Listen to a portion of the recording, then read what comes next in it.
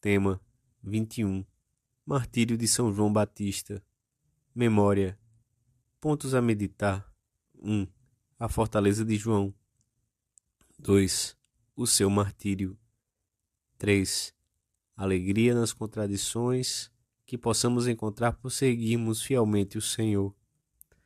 São João é o único santo de quem a Igreja comemora o nascimento e a morte.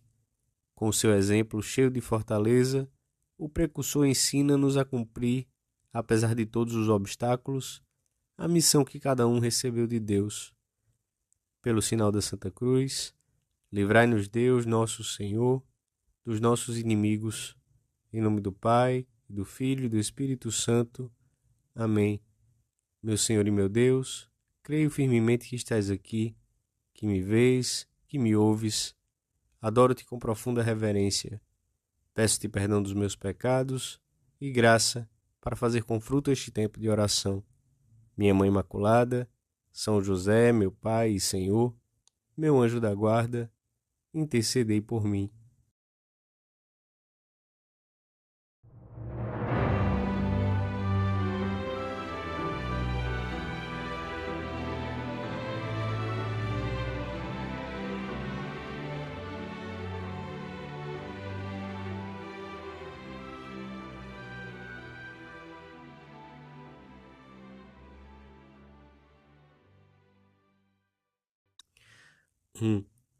E falarei dos teus preceitos diante dos reis, sem me envergonhar, e deleitar-me-ei nos teus mandamentos que amo.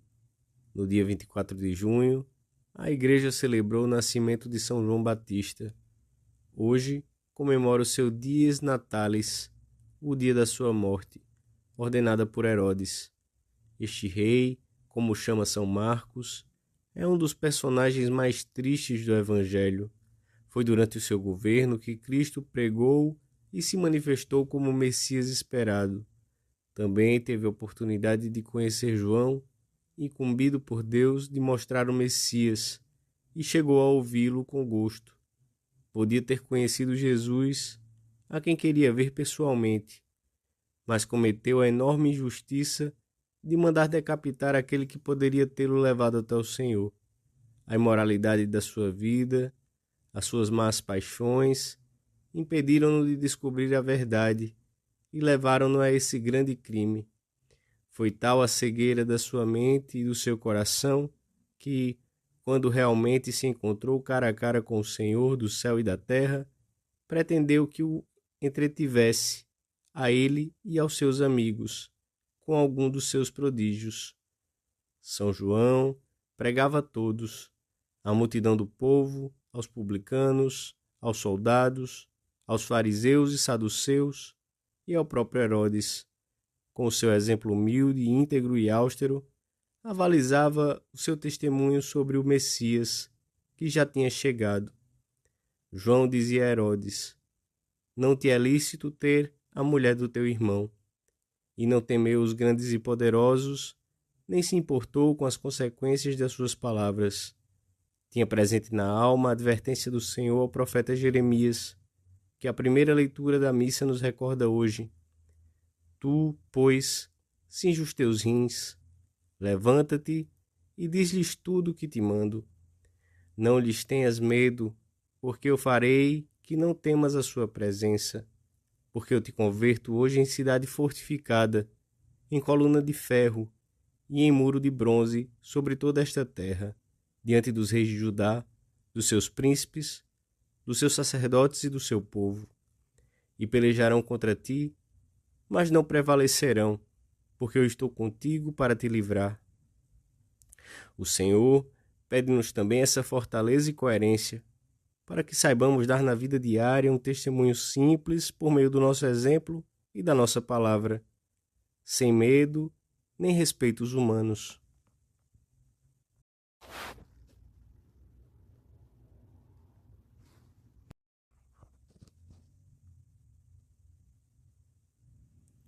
Dois.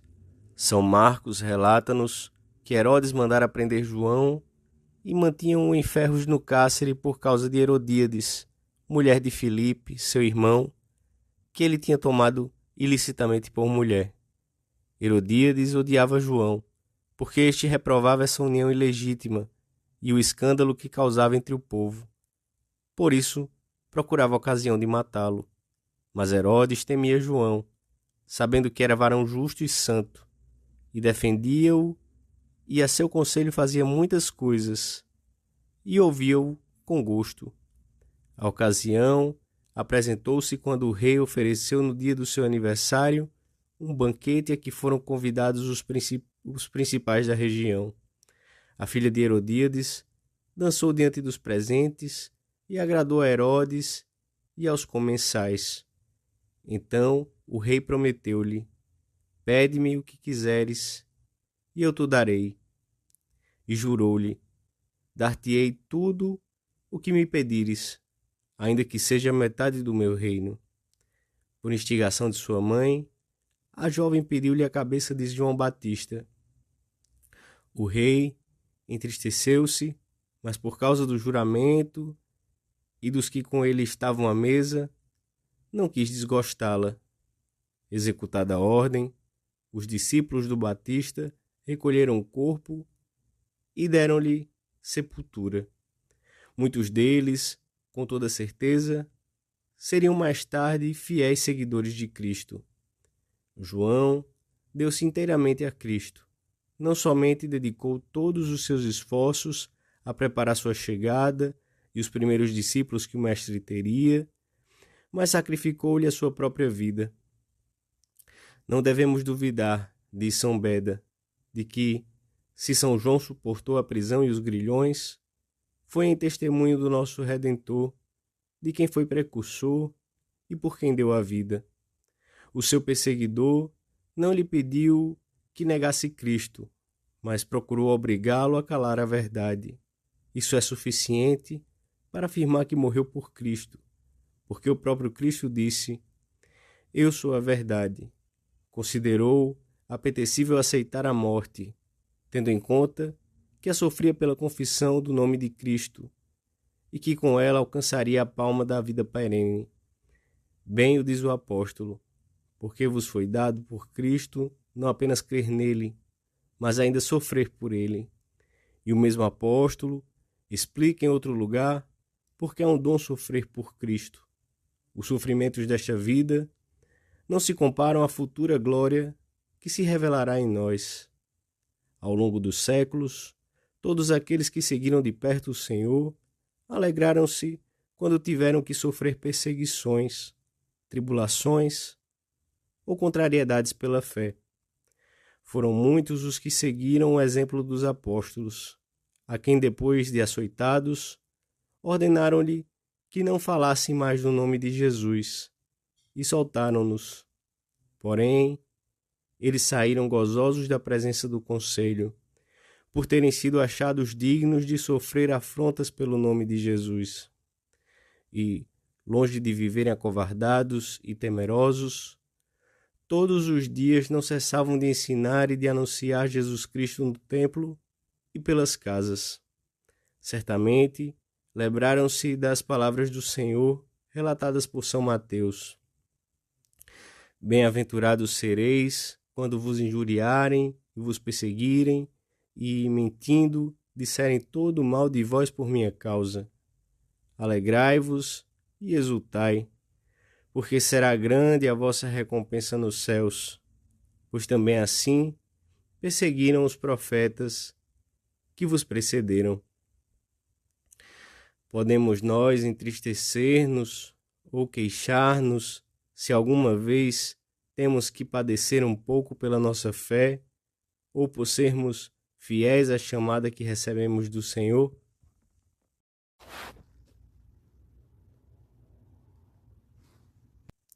3. A história da Igreja e dos seus santos mostra-nos como todos aqueles que quiseram seguir de perto os passos de Cristo encontraram de um modo ou de outro a cruz e a contradição. Para subir ao Calvário e corredimir com Cristo, não existem caminhos fáceis e cômodos. Já nos primeiros tempos, São Pedro escrevia uma epístola com acentos claros de consolo aos que sofriam. Não se tratava de sangrenta perseguição que viria anos mais tarde, mas da situação incômoda em que muitos se encontravam por serem consequentes com sua fé. Umas vezes no âmbito familiar, onde os escravos tinham que suportar as injustiças dos seus amos e as mulheres as intolerâncias dos seus maridos. Outras, por causa das calúnias, injúrias ou discriminações. São Pedro recorda-lhes que os contratempos que os afligem não são inúteis, devem servir-lhes para purificar-se, sabendo que é Deus quem julga, não os homens.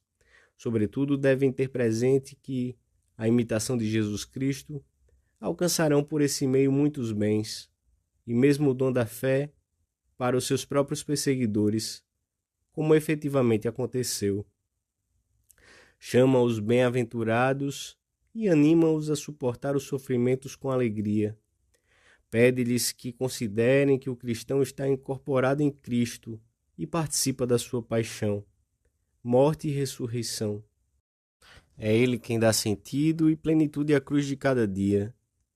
Desde São João Batista, foram muitos os que perderam a vida por guardarem a fidelidade a Cristo. Também nos nossos dias, o entusiasmo que Jesus despertou entre os seus seguidores e a confiança infundida pelo contato imediato com Ele, conservaram-se vivos na comunidade cristã e constituíram a atmosfera em que viviam os primeiros cristãos.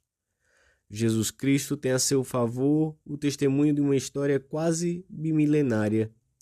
O cristianismo produziu frutos bons e magníficos, penetrou no interior dos corações, apesar de todas as oposições externas e de todas as resistências ocultas. O cristianismo mudou o mundo e converteu-se na salvaguarda de todos os valores nobres e sagrados. O cristianismo passou com a maior êxito pela prova da sua persistência, a que Gamaliel se referiu certo dia. Não é, portanto, obra dos homens, já que, se fosse assim, ter-se-ia desmoronado e extinguido há muito tempo. Pelo contrário, vemos a força que a fé e o amor a Cristo têm nas nossas almas e nos milhões de corações que o confessam e lhe são fiéis, apesar das dificuldades e contradições. Não é provável que o Senhor nos peça uma confissão de fé que nos leve à morte. Se não-la pedisse, dá-la-íamos de bom grado. O normal será que nos peça a paz e a alegria no meio das resistências que um ambiente paganizado opõe à fé. A calúnia, a ironia, o desprezo. O nosso júbilo será grande aqui na terra e muito maior no céu. Todos os obstáculos devem ser vistos sempre com um sentido positivo. Cresce perante os obstáculos. A graça do Senhor não te há de faltar. Intermedium montium pertransibunt aquae. Passarás através das montanhas, mas é preciso fé. Fé viva e penetrante, como a fé de Pedro. Quando a tiveres, disse-o ele, afastarás as montanhas, os obstáculos humanamente insuperáveis que se oponham aos teus empreendimentos de apóstolo. Além disso, nunca nos faltará o consolo de Deus, e se alguma vez se tornar mais difícil caminharmos ao lado de Cristo, recorreremos a Nossa Senhora, auxílio dos cristãos, para alcançarmos refúgio e amparo.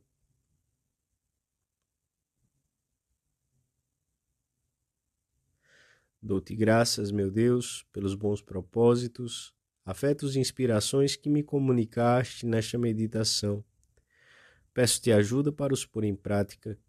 Minha Mãe Imaculada, São José, meu Pai e Senhor, meu anjo da guarda, intercedei por mim.